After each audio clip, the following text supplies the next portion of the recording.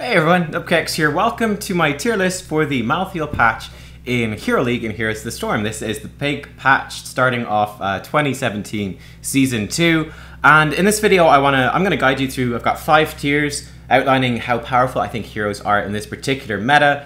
And I'm just going to guide you through each of the tiers and point out the big changes I feel moving into this particular patch and the heroes that you need to watch out for, or perhaps stop prioritizing quite so much.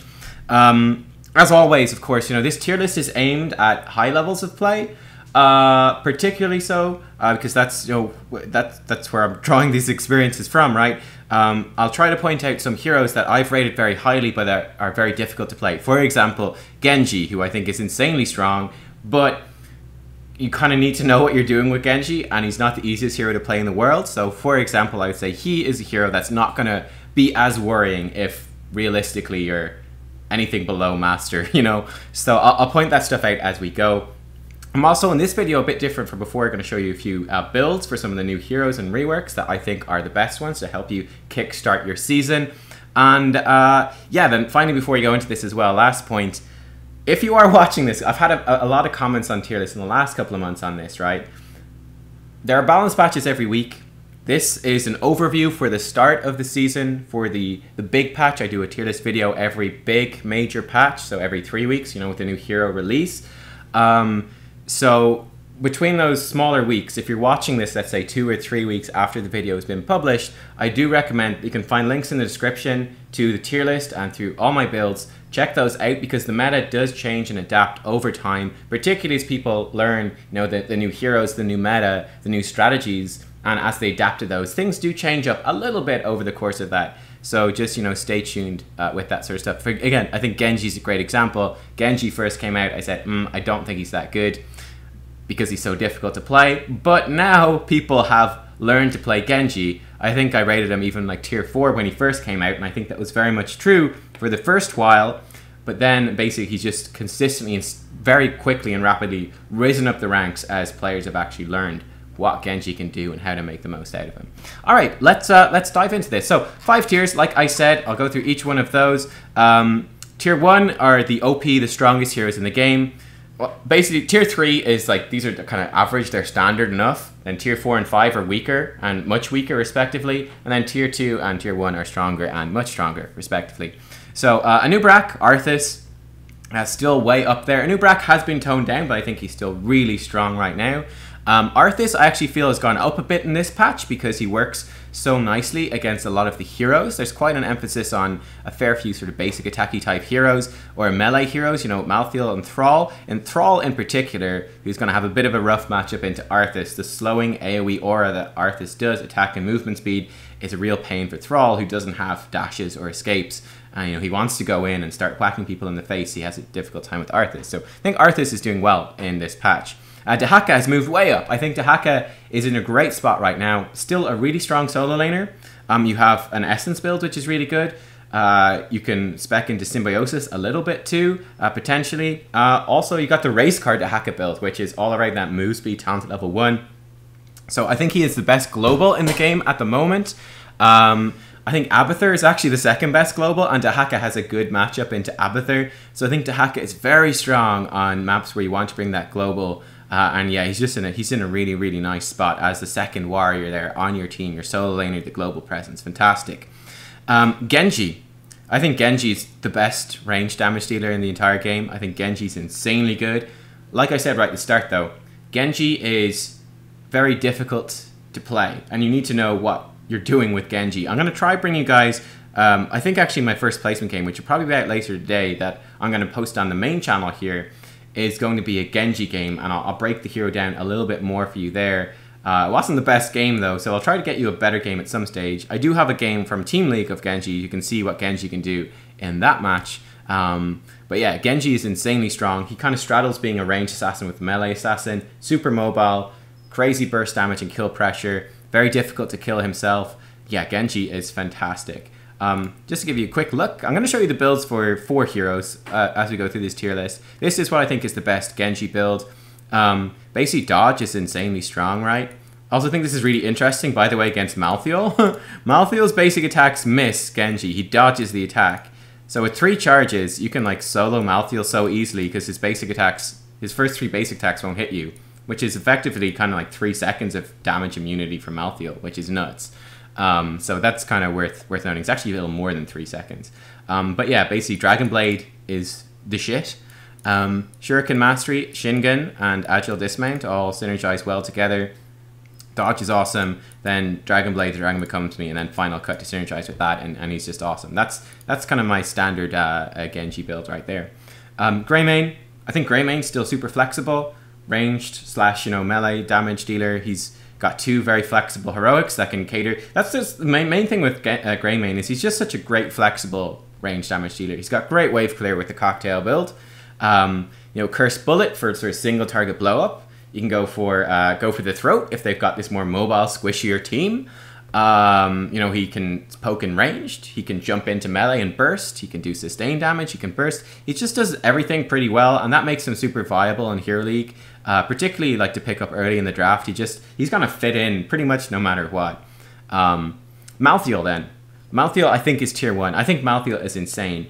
I think one of the big differences too going into this compared to Genji, who was very difficult and took a long time to climb up, I think Malthael is easier to play, or certainly at least, the late game Malthael power spike, because he has a huge late game power spike, right, is pretty easy to pull off relatively successfully, and you're gonna do a lot of damage and cause crazy disruption with Malthael, even if you're not super sure of what you're doing. So he's definitely one to watch out for. I've been desperately trying to get a Malthael game, and teams have not been too cooperative quite yet, or enemies as well. There's been a couple of times where I'm like, yes, I got the Malthael pick, and it gets taken away from me. I think that the soonest video I'll have out on this guy will not be from me playing him, but I was against MVP Kyocha, so Kyocha from MVP Black, who are currently doing insanely well in the mid-season brawl, right? He's normally a Korean player, one of the absolute best players in Korea. He's actually over in Europe at the moment. I ran into him in my final placement game. So obviously that video will be of interest to you guys probably anyway, the final placement game. I'm playing Chromie on that one, but we're up against him on Malthael, and you'll see just how much havoc this guy can wreak and what you can do with the hero. Alright, so this is the Malthael build, which I think is the best. I've actually changed this drastically from my PTR build, and this is it just highlights the problems of PTR. Everyone on the PTR is a squishy assassin. People don't play the map. It's all over the place. So it led to a very different understanding of him, because, for example, Black Harvest over here, I was like, I can't complete it on PTR because people just, they don't fight, or we're super squishy and everyone's dead really fast. Whereas this is much easier to actually complete in Hero League, where you've got proper team comps with proper sustain and tankiness, which he's going to be good against. And people actually go to objectives and stuff like that. So yeah, the theory of this build is effectively, particularly late game, is dive into the middle of the enemy team, spread Reaper's Mark around, be incredibly tanky and sustainy through your self-healing with your Q, and just the tankiness from Tormented Souls and Ethereal Existence, and then just melt people down with all this sustained damage, and just be like, the enemy team is just panicking because they just, this massive dot, they're just taking so much AoE damage. Your team follows up with a big engage, and just that's basically the theory of that. It's pretty simple, and it works really well. So look, you're basically building into traits, okay? So Reaper's Mark, which is a quest, which will basically 50% increase duration on Reaper's Mark. This is going to synergize insanely well with Memento Mori, which is once your mark has been up on an enemy for more than 4 seconds, it does 100% increased damage. So this quest brings it from 4-second duration to 6, so you get guaranteed 2 seconds of double damage. So effectively like a single basic attack, right? With Black Harvest and Memento Mori will do twice as much damage as it would before, because instead of 4 seconds, you get 4 seconds plus 2 seconds of double damage. So, effectively 8 seconds of the base thing by default, which is awesome. Then we're going to get Tormented Souls, so just spread it around to as many people as possible. You're going to get Touch of Death then to activate to reduce enemy heroes' healing. Ethereal Existence to give you physical armor. And yeah, you see the idea, right? You're going to probably throw in your E to apply the mark to at least one target. You're going to use the range of Wraith Strike to just W in. You're going to activate Tormented Souls. You're going to start spamming your Q button. It's just going to build up to loads of damage. Once you see the healer coming in to try heal his teammates, you're going to pop your Touch of Death to reduce that healing. And it's just going to do loads of AoE damage, and they're going to panic, and it's going to be terrible. It's going to be really, really fantastic for you. Another synergy, by the way, Rate Strike by default has a 5-second cooldown. Well, it just always has a 5-second cooldown. Reaper's Mark is 4 seconds. So Rate Strike, you teleport to someone with Reaper's Mark and you refresh the mark. Once you make it a 6-second duration, with 5-second cooldown and increased range, you're very effective at being able to just consistently like chase onto people. And it just opens up so much mobility within the team fight. So I do think that Death's Reach plus Black Harvest is a crazy good combo right there. And then obviously combos with Memento Mori. And then just getting extra physical armor, diving in. Like, once you dive in with Tormented Souls and Ethereal Existence, you've got 65 physical armor, basically in the team fight, for potentially like at least 6 seconds. 65 physical armor for 6 seconds? That's pretty damn... It's like Cassia levels of armor, just straight up permanently. Plus 20 spell armor while this is up, which is nice as well. It's really good. Then Final Curtain to synergize with this build. Just, again, just maintaining that Reaper's Mark and just teleporting around. I think he's insanely strong. Really, really strong hero. So watch out for Malthael. He's going to be absolute beast. Nazebo, I think, is still good. Just because, you know, crazy late game scaling. It's Hero League. Games go late because oftentimes teams don't really know what they're doing and they don't win the game. So he can be so, so good. Sonya, insane solo laner. Really effective. She, you know, she's just one of the best solo laners in the game right now. And that just matters a lot. She's great at doing objectives too. I think Sonya is just still absolutely beast. Tassadar moved way up the tier list too. This is basically, I had a video on Tassadar recently showing how you can kind of roughly play him. But in fact, he's moved very much, quite a bit away from support and a lot more towards the kind of specialist ideal. His damage output is surprisingly high. It's kind of nuts. It's really, really good. Just with Templar's Will at level 1, it does so much damage with his basic attacks. It's super impactful. The lifesteal from his shields are really impactful now. Big thing is the shields don't absorb that much damage and they have a longer cooldown and a shorter duration. So you're much less focused on the shielding and on continuously empowering like one of your other heroes, like, you know, an Illidan or a Vala to go in and do stuff like that. The shielding is much more about like a little bit of burst healing onto someone or enabling even you as Tassadar. So I feel like Tassadar, he's more independent now than he used to be before. He's a bit less about enhancing someone else and more about just what he himself brings. Good wave clear, great damage, great survivability, and yeah, there you go. Thrall is way back in the meta too. Thrall is beast. I think Thrall's really good. Again, another fantastic solo laner, and he just does a lot of damage. He's basically he plays very much like the old Thrall, but way better. He's just old Thrall and better in every single way. This is the Thrall build I'm running with. One thing to notice, we do have 2 questing talents at level 1 and 4, and I want to just, you know, this is boom, boom, boom, warning signs, right? Difficult. If you got a difficult talent, you know, at level 20, okay, so World Breaker, there's like a pickup here, which is that your Sundering makes a wall for 3 seconds, right? So there's quite a lot of skill to that, okay? But, well, it's level 20, so the fact that it's got quite a lot of skill doesn't matter too much, because you're often won the game before you get level 20, or hey, you've got level 20 and they don't, so you're good, you know?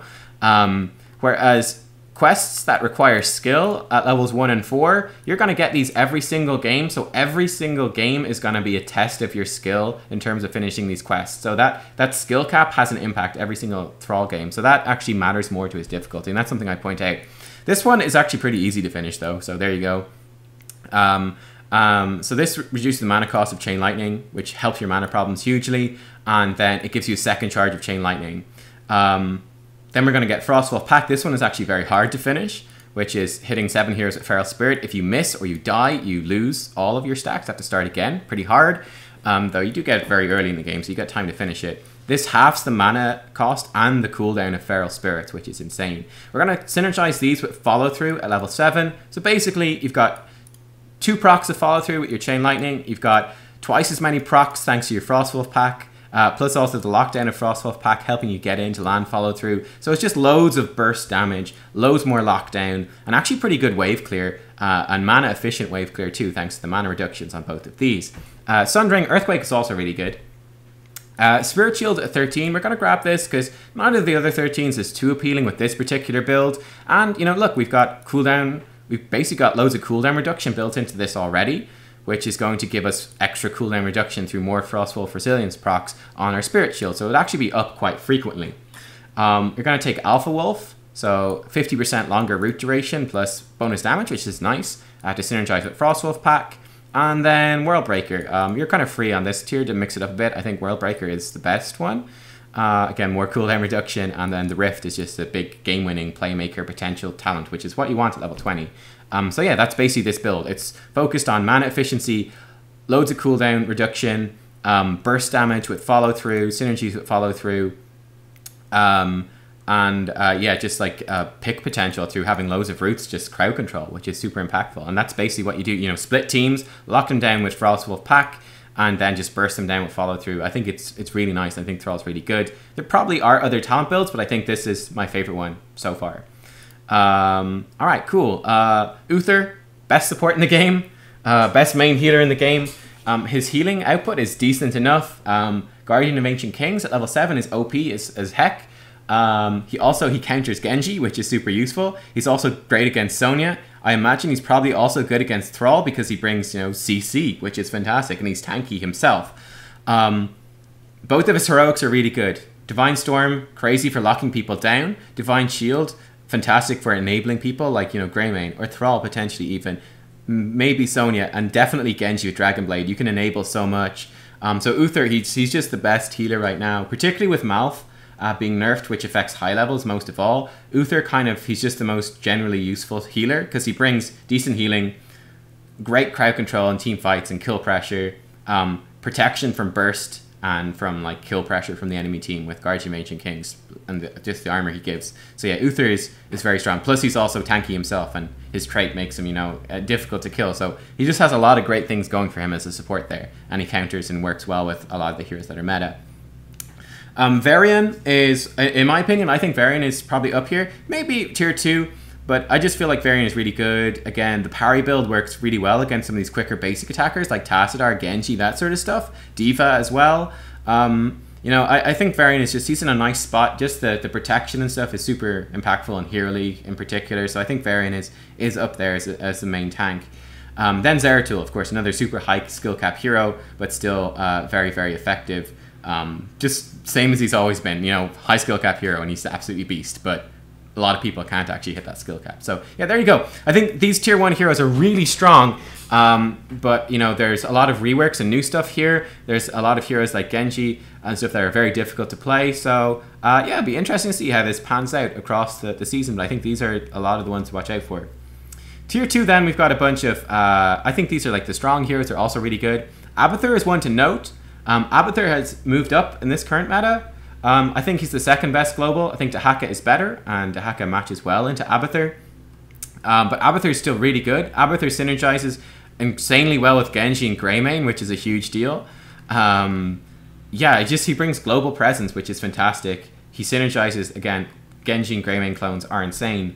And yeah, that's just what makes him so good at the moment. Also, Falstad not being that great at the moment in the meta means that Abathur, he's way up there. I think, you know, it kind of goes Dahaka, the tier list for globals, like Dahaka, then Abathur, then like Falstad and Zagara, somewhat even. That's basically what I think about that. Any other big changes here from last time? I don't think I have any other major changes. Malth I still have up here in tier 2. The thing about Malth, so his healing is weaker and he's lost cleanse. So for high level play, this is an issue because sure, he brings, you know, CC and, you know, like decent sustained healing and the cooldown reduction with mana. But what he really lacks at high level play now is, you know, protection from pick pressure and from kill potential on the enemy team. Compared to Uther, who's like, boom, burst healing, 75 armor from Guardian of Ancient Kings, hey, survive, or Divine Shield, hey, you can't die. Malth is like, hey, have a slow heal over time. They stunned you. Oh, I'm sorry. I mean, I can root them maybe, but you know, that's his weakness. So it's good that he actually has a weakness now. That's not as relevant, right, in lower leagues. Anything really, you know, diamond or below, I feel it's not going to matter too much because the loss of cleanse is not a huge issue. I honestly feel like just a wave clear build with Malth, like this is what I think of could actually be a decent build. Just the amount of wave clear that this brings could actually be quite useful. I think it could actually be quite useful. And I actually think, you know, in some ways I'm expecting Malth to be worse at higher levels of play. For example, I probably wouldn't see him being picked all that much in pro levels anymore. But I think, you know, in just regular Hero League, I think he might even turn out to be stronger, right? He might even turn out to be stronger because cleanse isn't that important at loss, at like, I don't know, let's say gold, for example. It doesn't really matter that you've lost cleanse because number one, they're not going to focus fire or chain CC probably enough to make cleanse that viable. And were you ever going to be using cleanse all that well? probably not so much. So I don't think it's a big issue. So I think Malth could actually still, I think he's still decent. I think the calls that Malth is dead are overrated. Probably true for pro level play, but for Hero League, I think he's still great, solid healer, basically. I think he's really, really good still. Anything else here in tier 2 that stands out to me? Any big changes? No huge changes apart from that. D.Va is up here. I think D.Va is really good. I think the interesting thing about D.Va, right, is that as a warrior, I think people just play warriors less. They just like to YOLO assassins all the time, right? So D.Va, I think she's really good, but it'll take a little bit longer. I expect her to become really nice over the course of this patch, probably. It's a good, solid hero. On Infernal Shrines in particular. But yeah, she's just probably not as popular overall, so it'll take a little bit of time for people to learn her a bit more. But I think D.Va is really, really nice. And yeah, no other major changes apart from that. Down in tier 3, I think we got a few bigger changes here. So like I said, Falstad, I think he's fallen down. You know, just the lack of damage output, and he's kind of squishy and vulnerable to, you know, Greymane, Genji, that sort of thing. I just feel he's a bit of a weaker global at the moment. I think Zagara and Falstad are fairly comparable, honestly. I think Chen, I've moved Chen up. I think Chen is actually doing decently well in the current meta. I think it suits him pretty well. He's nice, just the dive potential. We're very much moving into a meta, I think, where is like just dive, just hard engage, heavy engage is going to be a huge deal, and just very mobile heroes and this consistent dive. So it's not like Gust can save you all that much, which would be somewhat appealing into a dive meta. But I think heroes that work well with divey sort of comps like Chen are going to be kind of better. And part of that as well, certainly at high levels of play, like I said, is that Malth, he used to be insanely good against dive because he's got ice block, so it's really hard to kill him. Twilight Dream to counter, roots to lock you down, and then cleanse to save his teammates. Well, he's missing cleanse now, so that's a huge part of, that's one great hero against dive that's kind of gone. I mean, Uther's still there, but Malth is no longer as good against dive as he was before. I think that's a big shakeup. Any other major changes down here to tier 3? No huge changes. I've moved Probius down as well. I just feel like he's quite squishy and vulnerable to a lot of the mobile-y type divey things that were going on. I've moved Medivh up because I think he works very well with that as both a counter and a synergy with it. And yeah, I think no other major changes apart from that down on tier 3. Tyrael, I could actually see Tyrael moving up a lot. He's seeing a lot of play in the mid-season brawl at the moment, so I could see Tyrael actually kind of going up the ranks here. So then I've got a few heroes I think are weaker. So tier 4, I think these heroes, they can be good, but you need like a really good reason to pick them. They can be counter-picked very easily, and they can just completely flop. But, you know, maybe if you get the really perfect draft situation, they can work very well. Then tier 5, these are heroes that are quite a bit weaker. I might even move Murky up to tier 4, actually, now I'm looking at it. Or maybe even Raynor. But I don't know. I feel like Lucio in particular probably stands out here because he was like tier 1 a while ago. But this is the nerfs to Lucio. I think he's just the worst healer in the game. I think he sucks. His early game is so bad. You've no possibility at all of saving an individual. Like if one of your teammates is being CC'd and focused down, it's like, have this AoE heal on my whole team. He just doesn't have value in saving an individual person. Sure, he's really good late game, but the issue with Lucio is that you're just at a massive disadvantage until, you know, level 16 plus. And I think that really, really hurts him. And he just doesn't fit at the moment. He's just the worst. And his win rate does reflect that. I think, yeah, Gazlo kind of sucks as well overall. But yeah, there you guys go. That is the tier list. Guys, give me a thumbs up if you liked the video. And yeah, these are the guys to watch out for. I'm going to try get you videos on particularly, you know, Malthael, Thrall, Tassadar, Genji, some of these heroes that have changed quite a bit. Let me know if there's any others that you would actually like to see a video on as well. And I'll try to get those to you as soon as I can. I'm going to have my placement games coming up soon on the channel, very, very soon. And yeah, cool. There you go, guys. Let me know if you liked the video. Let me know if you like seeing some of the talent builds for the new changed heroes in this as well. You can find the links in the description below to follow me in different places, all that sort of stuff. Thank you for watching. I'll see you all very soon for more Heroes of the Storm. Bye-bye.